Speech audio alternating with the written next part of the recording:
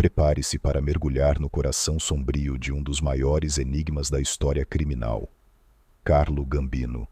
Foi ele o chefe onipotente, temido e reverenciado por todas as famílias mafiosas, capaz de impor sua vontade com mão de ferro?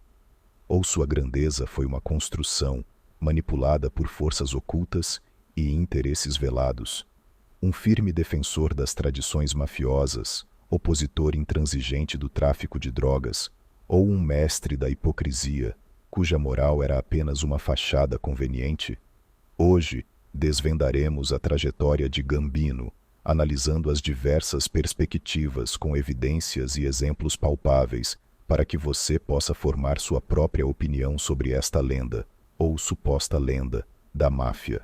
Prepare-se para descobrir os intrincados jogos de poder, as alianças secretas e as rivalidades impiedosas que moldaram sua ascensão e seu reinado, revelando um homem de 1000 facetas, cuja sombra se estende muito além dos limites de seu tempo. A juventude de Dom Carlo é envolta em mistério e impregnada pela influência da criminalidade organizada. Nascido em Palermo, na Itália, em 1902, filho de Tommaso Gambino e Felícia Castellana, ele tinha 3 irmãos e 2 irmãs. Todas as fontes concordam sobre os profundos laços familiares, tanto paternos quanto maternos, com a máfia siciliana, uma organização enraizada no tecido social da ilha. Alguns supõem que Carlo tenha sido formalmente filiado à máfia, em uma prática conhecida como iniciação ou punciuta, antes de 1921, ainda em solo siciliano.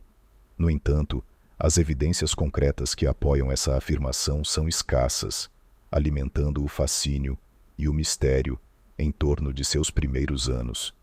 É inegável, contudo, que Gambino conhecia bem o modus operandi mafioso. Palermo era um epicentro de homens de honra, e seus próprios parentes faziam parte dessa estrutura. Não é de surpreender, portanto, que o ídolo de infância do jovem Carlo não fosse um cientista ou político, mas o célebre chefe local, Dom Vito Casquioferro, uma figura lendária a quem se atribui o assassinato do detetive Joe Petrosino, um serviço inestimável para seus congêneres do outro lado do oceano. Petrosino era um espinho no lado da máfia americana no início do século XX. Ele chefiava a seção da polícia de Nova York que investigava crimes em bairros italianos, onde a máfia concentrava grande parte de suas atividades. Sua perseguição implacável a criminosos italianos, frequentemente descrita como uma cruzada, o tornava um inimigo público número 1 para a organização. Em 1909, Petrosino empreendeu uma viagem à Itália para coletar informações sobre criminosos locais, pois ainda não existia um intercâmbio de dados investigativos entre Estados Unidos e Itália. Seu objetivo era facilitar as deportações de imigrantes italianos para a América, com base em processos judiciais abertos na Itália, e manter sob controle aqueles que já haviam cumprido pena. Tal abordagem teria infligido um golpe severo nos mafiosos americanos, ameaçando suas bases operacionais e suas redes de recrutamento. Foi assim que, com a ajuda de seus colegas sicilianos, eles garantiram que Petrosino não saísse vivo da Sicília, orquestrando um assassinato que ainda hoje ecoa na história da criminalidade organizada. Segundo uma versão amplamente aceita, foi o próprio Dom Vito Cascioferro quem disparou, consolidando seu status de herói para a máfia. Com tal bagagem de experiências familiares e modelos criminosos, nosso protagonista também escolheu o caminho da máfia. Embora as bases desse caminho tivessem sido lançadas em Palermo, Carlo Gambino se tornou um ator-chave da criminalidade organizada apenas nos Estados Unidos, onde chegou em 1921, aos 19 anos de idade.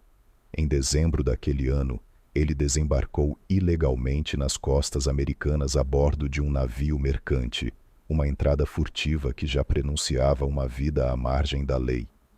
Investigadores supõem que essa modalidade de imigração clandestina se deu devido a problemas legais que Gambino tinha na Itália, talvez relacionados a atividades ilícitas anteriores que o teriam impedido de obter um visto regular. Nos Estados Unidos, ele foi acolhido por parentes maternos já residentes em Nova York. Seu tio Giuseppe Castellano já era membro da família mafiosa hoje conhecida como Família Gambino, que na época era a família De Aquila, e seu primo Paul Castellano é conhecido pelos entusiastas da história da máfia americana por seu subsequente e fatal conflito com John Gotti. Alguns pesquisadores afirmam ainda que, antes de sua mudança, Carlo já tinha outro conhecido influente em Nova York, Tommaso Lucchese, que mais tarde se tornaria um chefe mafioso de grande relevância. Eles sustentam que Tommy e Carlo foram amigos de infância em Palermo, até que Lucchese partiu para os Estados Unidos com seus pais em 1911. No entanto, outro chefe mafioso da época, Joe Bonanno, afirma que Gambino e Lucchese se conheceram e se tornaram amigos apenas em Nova York. A verdade permanece incerta, pois não há provas esmagadoras a favor de uma ou outra versão, deixando espaço para especulações sobre as origens dessas importantes alianças. Inicialmente, Gambino dedicou-se a trabalhos legais, uma fachada comum para as atividades ilícitas emergentes. Alguns dizem que ele trabalhava no açougue de seu tio Giuseppe, outros que ajudava seu primo Paul Castellano em sua oficina mecânica. Foi nesse período que ele iniciou seu envolvimento com o crime através do contrabando de bebidas alcoólicas, uma atividade extremamente lucrativa durante a Lei Seca. No início, ele não tinha negócios próprios, mas trabalhava para um membro desconhecido da máfia, auxiliando-o na logística e nas vendas, ou seja, transportando e comercializando álcool ilegal. Esse fato gerou certa confusão, com diversas fontes associando Gambino a diferentes famílias mafiosas. Alguns o conectam à família D'Aquila, outros à família Masseria, mas ambas as hipóteses estão incorretas. Ele, assim como Castellano, estava ligado à família Mineo, na época uma das mais influentes de Nova York. A confusão surge do fato de que só recentemente foi descoberto que Mineo era o chefe de uma família independente. Antes, ele era considerado apenas um capitão e associado à Masseria, por ser aliado dele na Guerra Castellamarese, ou a D'Aquila, porque Mineo também vinha de Palermo. Na realidade, até aproximadamente 1910 ou 1911, Mineo de fato fez parte de um mesmo grupo, mas depois se separou com um certo número de homens, tornando-se um chefe independente. Outro fator que contribuía para associar Gambino à família Masseria era o suposto envolvimento, não comprovado, de Tommy Lucchese com a família Masseria, por meio da qual ele teria apresentado Carlo. Na verdade, Lucchese já estava ligado à família Reina, formada entre 1920 a 1921, antes mesmo de Masseria se tornar chefe. A confusão aqui deriva do fato de que Reina e Masseria vinham de um único grupo que se dividiu em dois no início dos anos 20. Nesse período, Gambino estava associado à família Mineo e provavelmente entre 1922 e 1930 tornou-se membro pleno, assumindo o papel de soldado. Ele dedicou-se assiduamente ao contrabando de bebidas alcoólicas e, em um ato que solidificou ainda mais seus laços familiares e criminosos, casou-se com sua prima Caterina Castellano. O nome de Carlo Gambino ressurge com força apenas no início dos anos 30, no contexto turbulento da Guerra Castellamarese, uma sangrenta rixa pelo controle do submundo criminoso de Nova York. Masseria, ao lado de quem militava o chefe de Gambino, Manfred Mineus, lutava contra Salvatore Maranzano.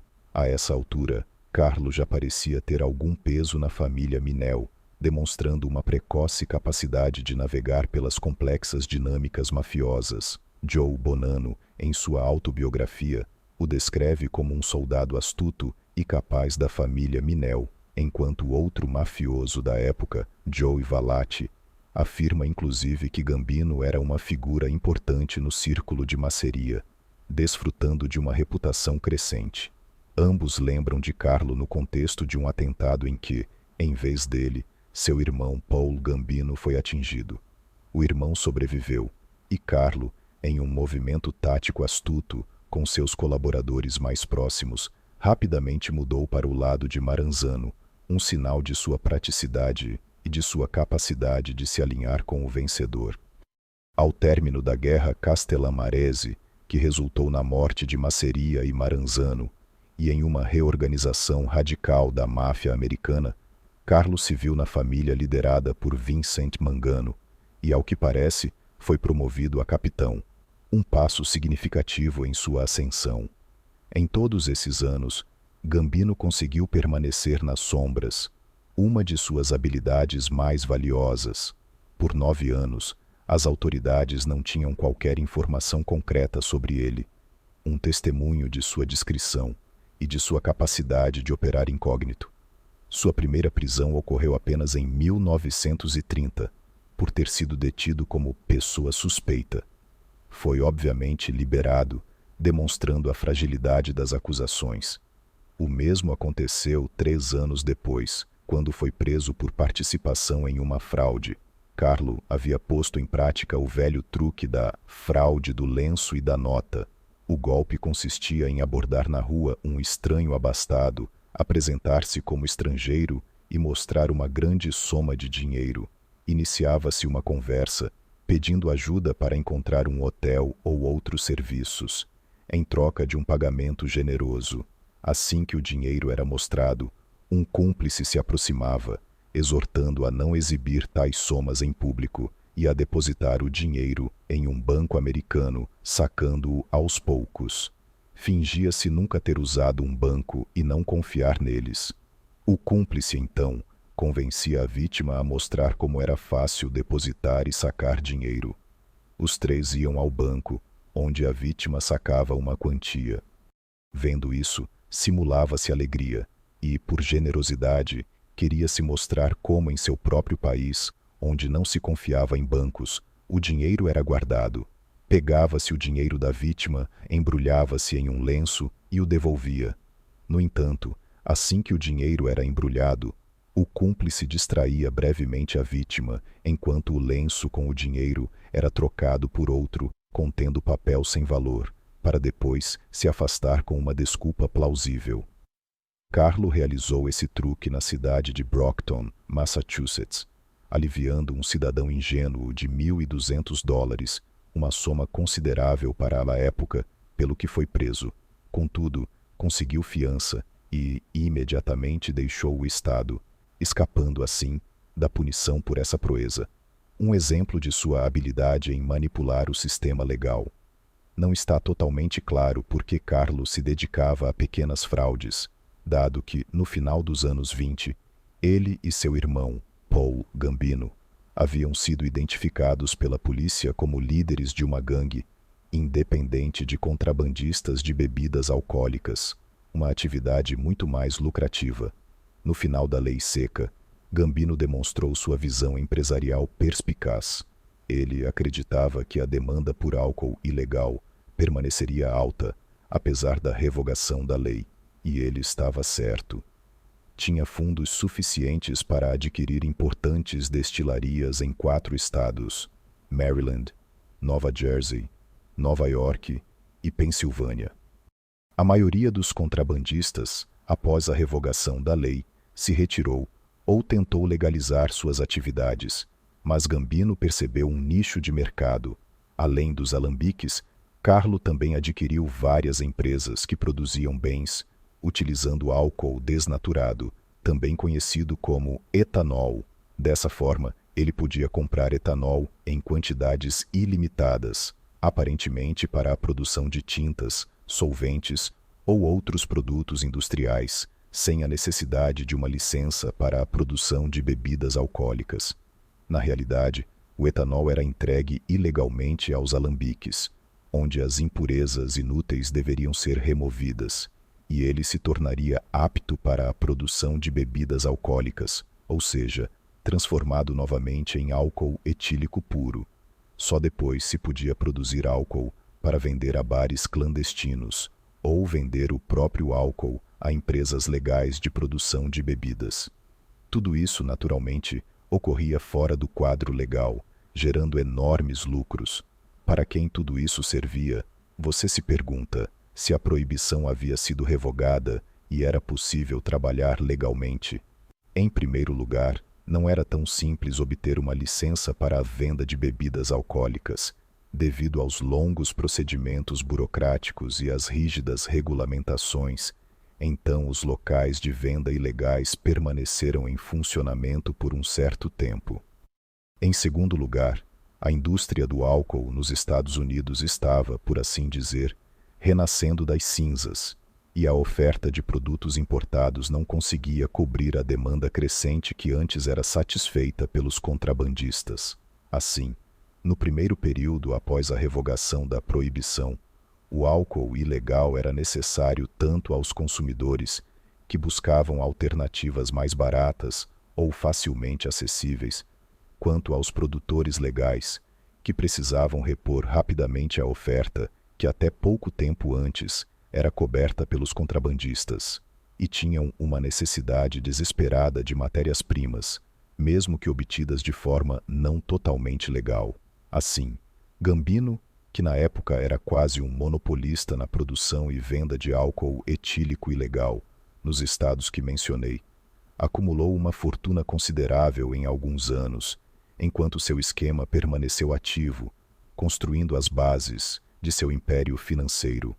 Até 1937, suas empresas de fachada haviam comprado cerca de 114 mil galões de etanol, uma quantidade tão grande que levantou as suspeitas das autoridades federais que, investigando, chegaram a Gambino.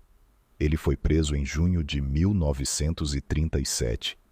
No final, Carlo e outra dúzia de pessoas foram acusados de várias imputações, incluindo conspiração para destilar álcool desnaturado, conspiração para fraudar o governo em imposto de renda, posse de bebidas alcoólicas, sobre as quais o imposto federal não havia sido pago, e transporte ilegal de bebidas alcoólicas. Em 1939, o processo foi concluído, e Gambino recebeu 22 meses de prisão e uma multa de $2.500. No entanto, ele cumpriu apenas alguns dias.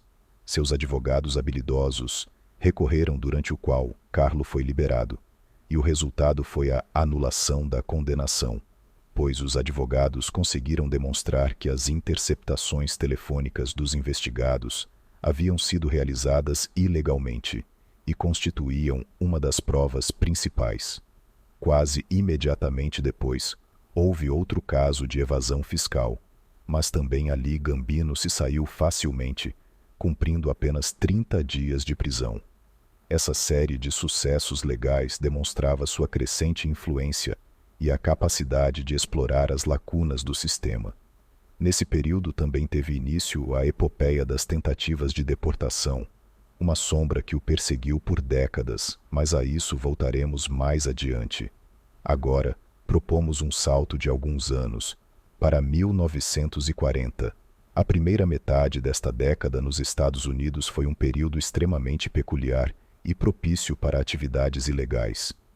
Por um lado, a indústria de defesa operava a pleno vapor devido à Segunda Guerra Mundial, com vultosos investimentos governamentais, parte dos quais se traduzia em altos salários para os trabalhadores das fábricas. Era necessária uma enorme mão de obra, o que levou a um afluxo quase imediato de muito dinheiro para a população.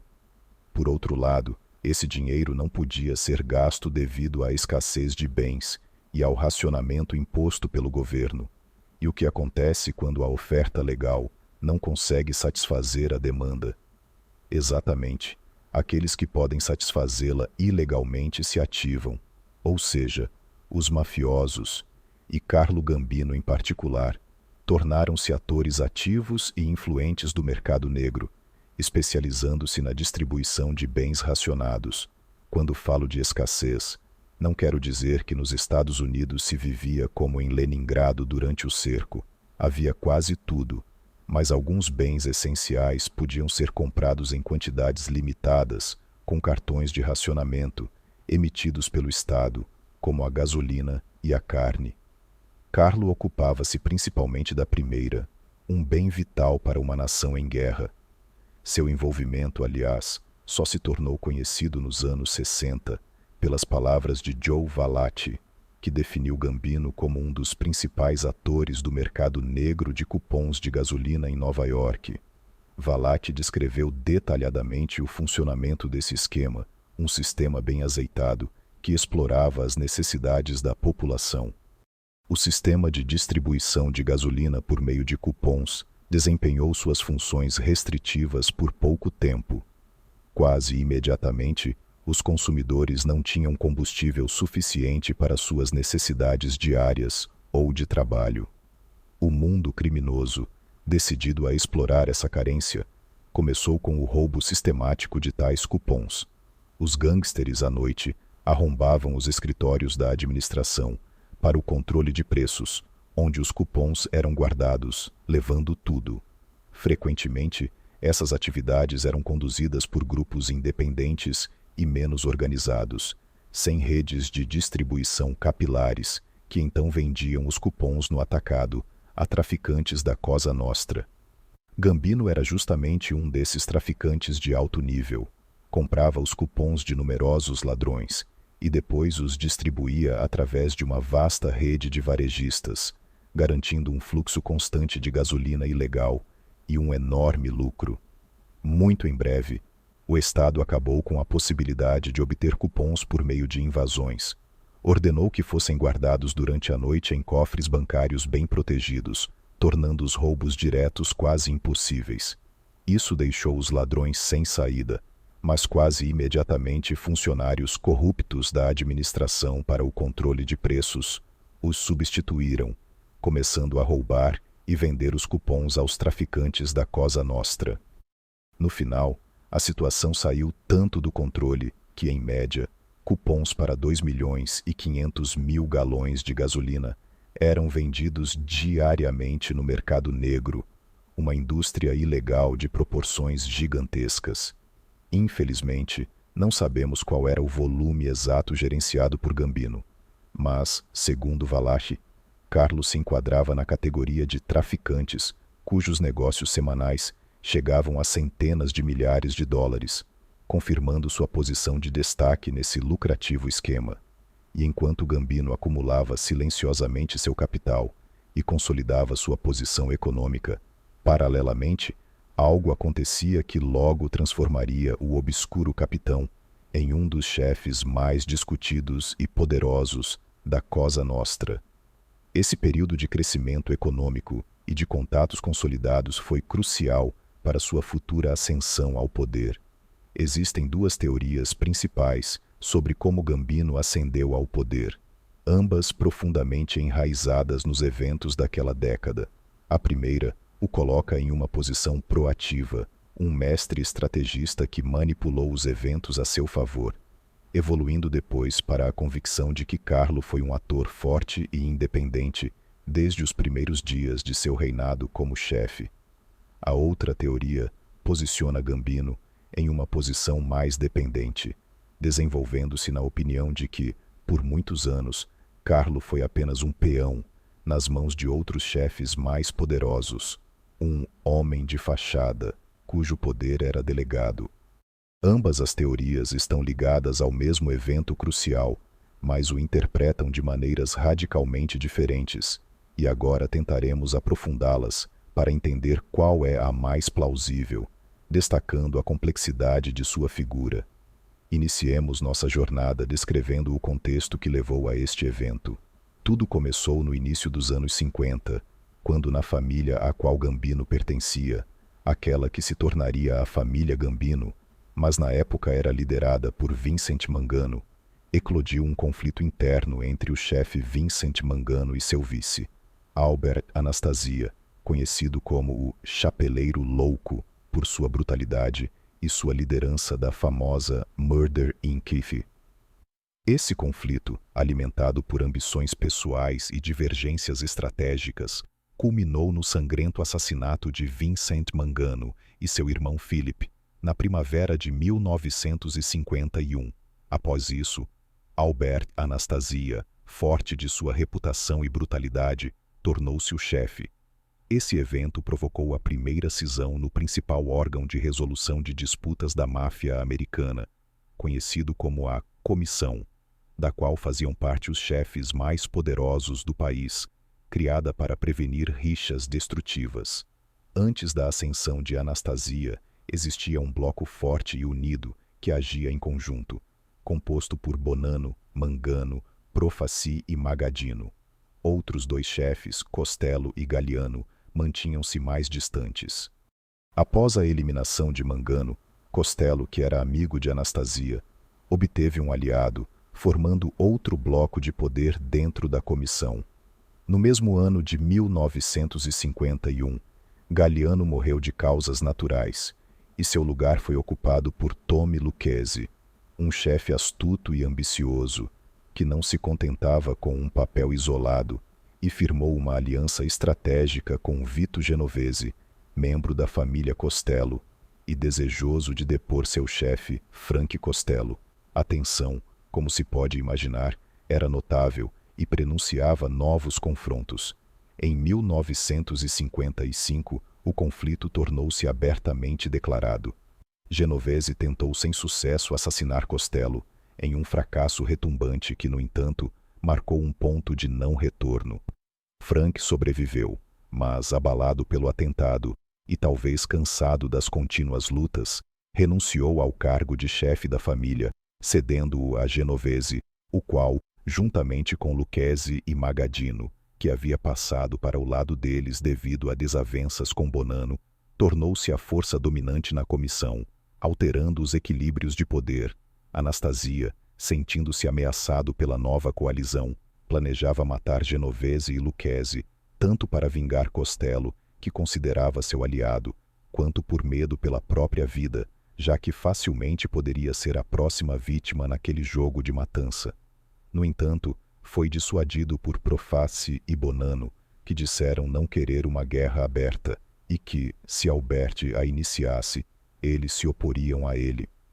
Mas se ele abandonasse a ideia, eles estariam ao seu lado em um potencial conflito. Anastasia concordou, selando uma paz frágil com seus inimigos, mas já em 1957 foi de qualquer forma assassinado em um banho de sangue que abalou todo o mundo criminoso. E foi justamente nesse momento que Carlo Gambino o substituiu como chefe, em uma ascensão fulminante e controversa. Esse assassinato é exatamente o evento crucial de que falei antes, o ponto de virada na carreira de Gambino e na história da máfia americana. A primeira versão sobre o motivo pelo qual Anastasia foi morto sustenta que Gambino explorou o conflito existente e, com um movimento audacioso, garantiu o apoio de Lucchese e Genovese, orquestrando um golpe de Estado bem planejado. Segundo essa teoria, Gambino, juntamente com o capitão Joe Biondo da família Anastasia, um homem leal e confiável, elaborou o plano detalhado para o assassinato, confiando sua execução a outro membro da família chamado Steve Harmon, que por sua vez reuniu uma equipe de assassinos composta por Stefano Muttolo e Arnold Wittenburg. No complô também estava envolvido um homem chamado Andrew Alberti, que desempenhou um papel fundamental ao esconder as armas em um dos quartos de hotel no mesmo prédio onde ficava a barbearia do Park Sheraton Hotel, onde Anastasia costumava ir e onde foi brutalmente assassinado. Assim, os assassinos entraram no prédio, pegaram as armas, invadiram a barbearia, dispararam vários tiros e desapareceram rapidamente, deixando para trás o caos e um chefe morto. Após o sucesso da operação, Carlo assumiu o cargo de chefe e se tornou mais um aliado de igual nível para Lucchese e Genovese, que o haviam apoiado.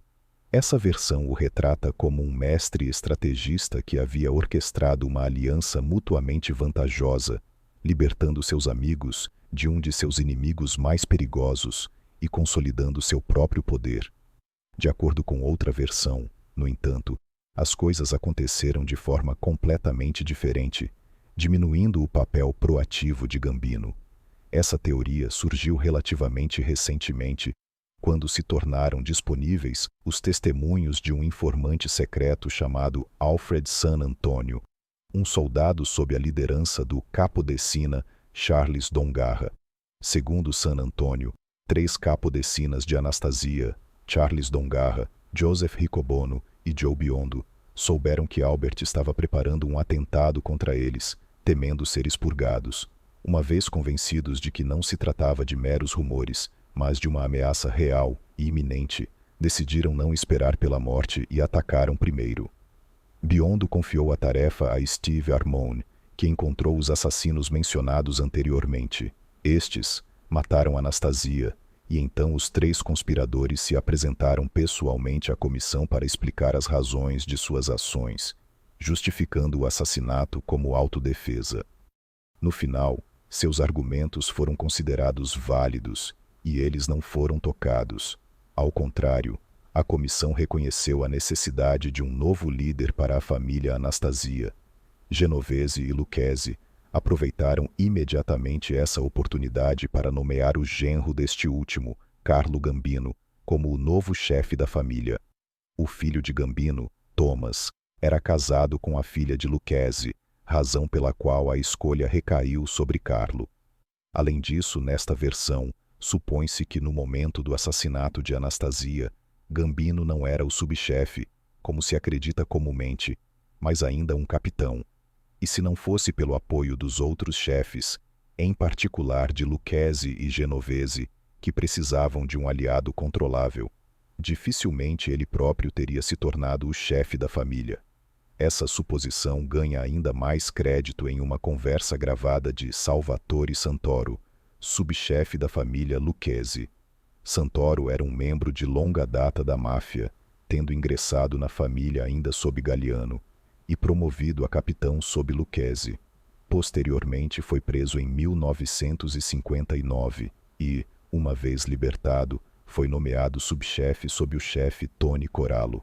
Nas gravações, Santoro afirmava que Gambino nunca teria se tornado chefe sem a ajuda de Lucchese, sugerindo que foi Tommy quem orquestrou sua ascensão, o que se alinha perfeitamente com nossa segunda versão.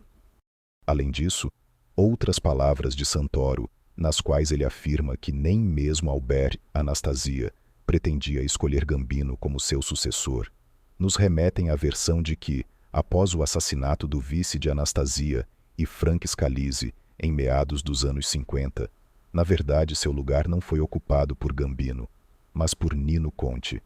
Finalmente, outras palavras de Santoro sugerem indiretamente que a escolha de Carlo foi imposta de fora, já que os chefes são geralmente escolhidos por votação interna à família, um processo democrático que, neste caso, teria sido ignorado. Nesse caso, Gambino poderia não ter se tornado chefe, visto que sua influência não era superior à dos outros capitães. Todos os dados desta versão nos levam a crer que Carlo, uma vez tornando-se chefe, não era na realidade um líder de pleno direito, mas um protegido de Genovese e Lucchese, a quem devia sua ascensão, e que viam nele uma figura facilmente manipulável para seus próprios fins. Mas se você pensa que os jogos de poder mafiosos terminaram depois que Gambino se tornou chefe, apresso-me a informar que não. Sua ascensão o catapultou para o coração de um turbilhão de intrigas e perigos. Carlos se viu de fato no epicentro deles, obrigado a navegar em águas turbulentas.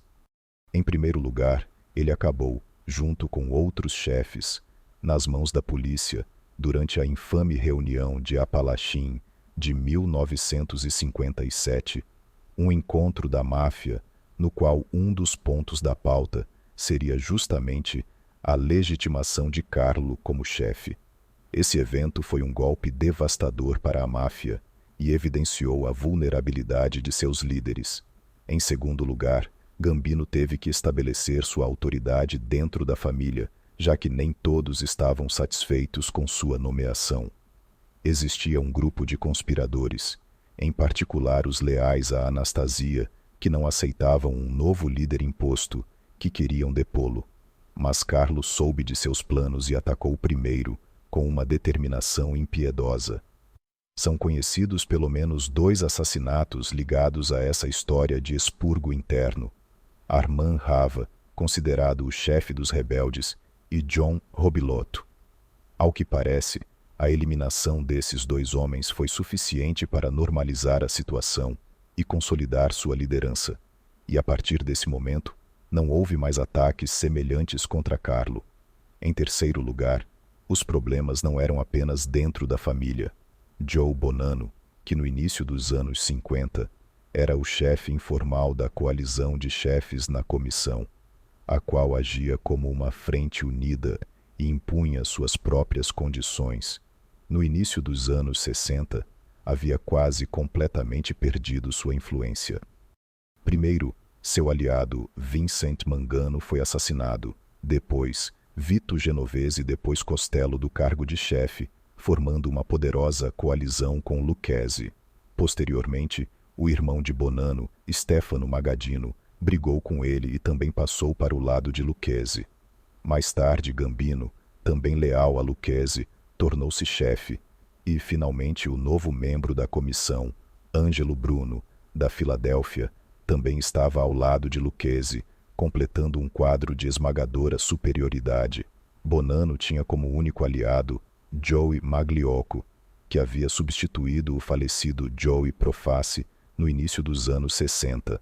Na família de Magliocco, na época, fervia a rebelião dos irmãos Gallo, com os quais a comissão o deixou lutar sozinho, isolando-o ainda mais. Bonanno aproveitou e convenceu Magliocco a participar de um complô para assassinar Lucchesi, Magadino e Gambino, a fim de realizar um movimento surpresa e voltar a ser a força dominante na comissão. Mas Carlo teve sorte também neste caso. Um homem chamado Joe Colombo, que Magliocco havia envolvido no complô, foi a Lucchesi e Gambino, revelando os planos de seu chefe.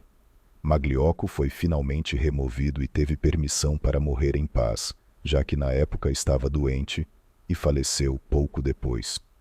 Bonanno, embora negasse seu envolvimento no complô, também foi destituído do cargo de chefe por decisão da comissão, mas por um certo período ainda tentou retomar o poder através de um conflito interno na família, até que finalmente abandonou a empreitada e deixou Nova York. Depois disso, a facção Lucchesi-Gambino se afirmou definitivamente na comissão.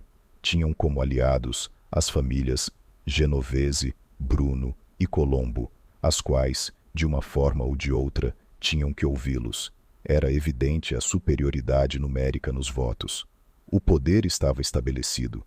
Restava apenas mantê-lo corretamente e, não menos importante, monetizá-lo.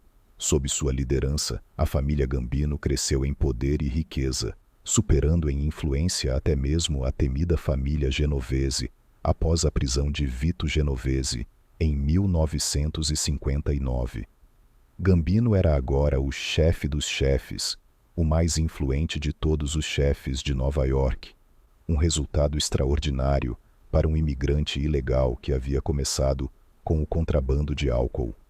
Quanto aos ganhos ordinários de Gambino como chefe, pouco se sabe sobre os detalhes diários de suas operações, além do fato de que sua família controlava amplos setores do porto de Nova York e da construção civil. Não está claro se ele estava diretamente envolvido em esquemas comuns de extorsão ou em jogos de azar, embora isso fosse indubitavelmente uma fonte significativa de renda para a família. No entanto, até hoje, são conhecidas pelo menos 2 de suas principais fontes de renda, que demonstram sua versatilidade e sua capacidade de explorar cada oportunidade. A primeira é a CGS Associated, uma empresa de relações industriais, um verdadeiro esquema legal disfarçado. Em termos muito simples, essa empresa cuidava de resolver questões entre trabalhadores, sindicatos e empregadores. Eles eram contatados quando se queria empregar mão de obra não sindicalizada sem problemas, quando era preciso gerenciar greves ou quando se queria preventivamente evitar qualquer paralisação. Em outras palavras, a CGS Associated da qual Carlo tinha uma participação, funcionava como uma garantia criminosa para a condução estável dos trabalhos, apesar de qualquer descontentamento. O lucro da empresa era estimado em $500 mil líquidos por ano, e entre seus clientes estava a Wellington Associated, um consórcio imobiliário proprietário do Empire State Building, e na época considerado o maior operador do mercado imobiliário do país. As greves mais famosas gerenciadas pela empresa foram a greve dos enfermeiros do Full Hospital e a greve dos funcionários do Empire State Building, em 1960, ambas resolvidas pacificamente, graças à intervenção da CGS, demonstrando o poder de Gambino, mesmo em setores aparentemente distantes do crime. A segunda grande fonte de renda chegou a Carlo após a morte de seu principal aliado mafioso, Tommy Lucchese, em 1967. Como já mencionamos, o filho de Gambino, Thomas, era casado com a filha de Lucchese, e o sogro o havia envolvido em seu negócio de extorsão na indústria de vestuário de Nova York, um setor extremamente lucrativo e suscetível a controle. Quando Lucchese morreu, Carlo decidiu impulsionar seu filho na carreira, assumindo de fato o controle desse lucrativo esquema.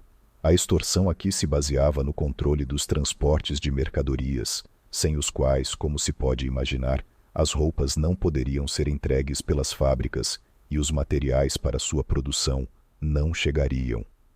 No início do século XX, os transportes para as fábricas eram gerenciados por muitas empresas de logística independentes, mas em meados do século, os gangsteres haviam agrupado a maioria delas em sindicatos de fachada e, por meio deles, começaram a controlar esse setor vital. O homem que gerenciava os transportes para Lucchese era James Plumeri. Após sua morte no início dos anos 70, Aniello Della Croce, o subchefe de Gambino, se firmou plenamente no bairro de vestuário, consolidando o domínio da família sobre esse esquema. Esse controle sobre os sindicatos de transporte não apenas garantia um fluxo constante de dinheiro, mas também permitia a Gambino exercer uma vasta influência política e econômica, tornando-se um ator-chave na economia de Nova York. Outro tipo de ganho de Gambino, do qual é necessário falar e que suscita muitas controvérsias, é o tráfico de drogas. Carlo é talvez o chefe da Cosa Nostra, mais citado a quem se atribui a proibição dessa atividade na família, uma imagem que contribuiu para criar uma aura de velha guarda, respeitadora das tradições. Mas foi realmente assim? Para entender, proponho que não nos limitemos a examinar os argumentos a favor e contra, mas que aprofundemos e consideremos o problema em um sentido mais amplo, abordando o mito da não comercialização de substâncias pela máfia em geral. Como Carlo é o exemplo mais emblemático aqui, uma explicação de toda a problemática será oportuna e permitirá mostrar mais claramente sua posição a respeito, desmistificando algumas lendas urbanas. Comecemos por entender o que esse mito representa, pois, se você não sabia, ele se articula em diversos subcapítulos que frequentemente distorcem a realidade histórica. O primeiro consiste na ideia de que a própria tradição da máfia proibia o tráfico de drogas, baseando-se em um código de honra que a distinguia de outras organizações criminosas. Mas quando essa tradição mafiosa se formou? Principalmente no século XIX, consolidando-se no início do século XX. Mas mesmo que consideremos o início do século XX, as drogas eram então legais e vendidas livremente em lojas e farmácias. Então, de qual proibição de tráfico de drogas estamos falando? Se quando a máfia estava se formando, as drogas estavam apenas emergindo e ainda não eram consideradas um problema social ou proibidas por lei. É um anacronismo histórico. A tradição contra as drogas é uma construção pós-guerra, nascida para melhorar a imagem pública da máfia diante da opinião pública americana cada vez mais hostil. Passemos então à afirmação de que a culpa é dos mafiosos da nova escola, que por dinheiro venderiam a própria mãe e, portanto, comercializam drogas, diferentemente da velha escola da época de Gambino, que nunca se envolveria em tais negócios. Essa narrativa romântica é frequentemente utilizada para idealizar o passado. No entanto, existem estatísticas e testemunhos diretos que mostram uma clara tendência ao aumento da porcentagem de mafiosos envolvidos no tráfico de drogas. Em 1910, eles constituíam cerca de 10%, e no final dos anos 30, já mais de 40%. Mais tarde, eles teriam quase que completamente suplantado seus principais rivais no contrabando de heroína, os gangsters judeus, tornando-se os senhores incontestáveis do mercado. Em cada família naquele período, havia um homem da geração de Gambino que se ocupava de drogas. Como exemplo, aqui estão alguns nomes ilustres: Charles Lucky, Luciano, um dos pais da máfia moderna, Carmine Galante, os irmãos Armoni, Joe Biondo, John Armoni e Nicola Gentili. E note-se que todas essas pessoas teriam uma excelente carreira na máfia, alcançando posições de destaque, apesar de seu evidente envolvimento no tráfico de drogas. Como se vê, nenhuma proibição inequívoca existia. Os chefes poderiam criar tal regra separadamente em sua família, mas como ela era aplicada, é outra questão, e muito frequentemente os chefes de família simplesmente faziam vista grossa para o tráfico de drogas, desde que o dinheiro fosse para seus bolsos, em um sistema de conivência silenciosa. Carlo Gambino, muito provavelmente, tinha opiniões semelhantes. Talvez existisse uma proibição formal, mas era aplicada muito mal e com grande flexibilidade. Os irmãos Armoni e Joe Biondo, mencionados anteriormente, pertenciam justamente à família Gambino, e este último foi por muito tempo seu subchefe, um papel-chave que dificilmente manteria se tivesse violado uma proibição tão rígida. E um dos homens mais próximos a Carlo, seu irmão Paul Gambino, também se ocupou do contrabando de heroína desde os anos do pós-guerra, colaborando ativamente com a máfia siciliana, a fonte primária de heroína para os Estados Unidos. Existe até mesmo uma teoria de que a operação de Paul era, na realidade, uma operação de Carlo, habilmente gerenciada por meio de um testamento familiar para manter uma imagem de limpeza. E não se deve esquecer outros parentes de Carlo, os chamados Gambino de Cherry Hill, que nos anos 70 começaram a construir seu gigantesco império de drogas, sem que Carlo interviesse significativamente para detê-los. Em suma, teria sido mais fácil dizer quem, no círculo de Carlo, não traficava drogas. Se uma proibição existia, era apenas de brincadeira ou para manter as aparências diante do público. Dado que começamos a falar sobre este mito em geral, não se pode deixar de mencionar sua terceira componente. Aqui se admite que a máfia lidava com drogas, mas lhes é atribuído o mérito de ter mantido as substâncias longe de seus próprios bairros, quase como se dissessem: não suje onde você come, para proteger sua própria comunidade. Em parte isso é verdade, pois os chefes preferiam que a distribuição ocorresse em outros bairros para evitar problemas diretos e manter um certo controle social. Mas isso não servia para a sociedade como um todo. Qualquer um em um bairro italiano que quisesse conseguir uma dose só precisava andar alguns quilômetros e, pronto, a mercadoria que seus vizinhos mafiosos forneciam aos traficantes era comprada muito facilmente, alimentando a dependência e a criminalidade em outros lugares. Em síntese, a máfia não só não tinha qualquer proibição sistemática sobre o negócio de drogas, mas era, na realidade, o principal fornecedor de heroína no país, uma indústria multimilionária. A maioria dos traficantes que queriam vender heroína nas ruas trabalhava justamente com a Cosa Nostra, que controlava toda a cadeia de suprimentos, desde a fonte siciliana até a distribuição nas ruas americanas. Voltando aos equilíbrios de poder, dissemos que após a tentativa de golpe de Estado na comissão por Joe Bonanno, estabeleceu-se uma nova ordem com um grupo dominante liderado por Lucchesi e Gambino. Naquele momento, a comissão era composta por 9 chefes, 5 de Nova York, as 5 famílias, Genovese, Gambino, Lucchese, Colombo, Bonanno, e um de Chicago, família Outfit, Buffalo, família Magadino, Filadélfia, família Bruno, e Detroit, família Zerilli. Lucchese e Gambino tinham como aliados Buffalo, Magadino, Genovese. Após a prisão de Vito Genovese, seu sucessor Thomas Eboli estava alinhado com eles, Filadélfia, Bruno e Colombo. Essa coalizão criou um bloco de poder quase inatacável. Após a morte de Lucchese em 1967, Gambino assumiu sozinho a posição de líder da facção não oficial e, até o fim de sua vida, desempenhou com sucesso esse papel de chefe dos chefes de facto. Seu reinado foi caracterizado por uma estabilidade sem precedentes e por um crescimento exponencial do poder de sua família, que se tornou a mais influente de Nova York e talvez dos Estados Unidos. A única problemática significativa durante esse período foi Giuseppe Joe Colombo, que decidiu assumir um papel público atípico para um chefe mafioso. Ele criou a Liga Ítalo-Americana pelos Direitos Civis e começou a promovê-la de todas as formas possíveis, um movimento que lhes deu visibilidade, mas também atraiu atenção indesejada.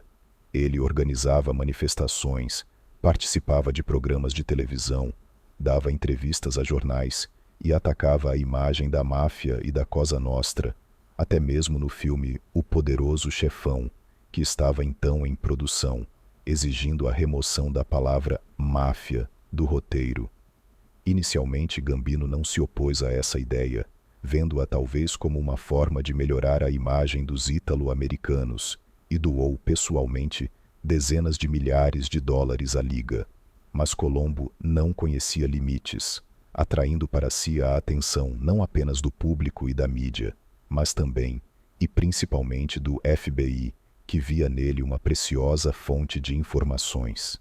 Em dezembro de 1970, o FBI obteve documentos confidenciais de Colombo, contendo os nomes de todos os membros da Liga e o montante de suas doações, incluindo as de Gambino, Carlo e outros mafiosos de alto perfil, inclusive o chefe dos Genovese, Thomas Eboli.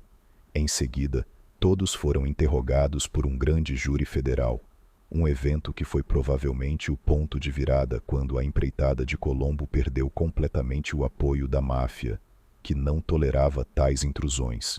Pouco depois, tiveram uma conversa tensa com Gambino, durante a qual Colombo recusou categoricamente atender ao pedido de Carlo para dissolver ou deixar a Liga. A isso seguiu um atentado contra Colombo no verão de 1971, durante um comício da Liga, em decorrência do qual ele entrou em um coma prolongado, do qual nunca se recuperaria completamente.